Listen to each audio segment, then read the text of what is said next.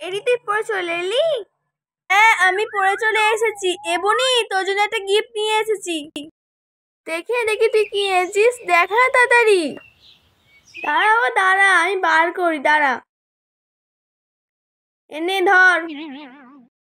ও মা গো, তুই আমার জন্য গিফট এনেছিস? সোনার দোকানে ব্যাগ, আমি আর দারুণ খুশি। যাক, আমি আজ পয়লা বৈশাখের জন্য দারুণ গিফট পেয়ে গেলাম। খালি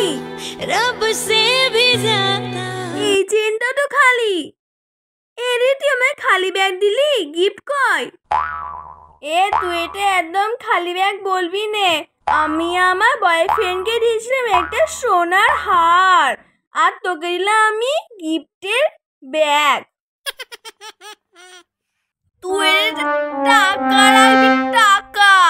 ও মাই গড, রব সে ভি জানা।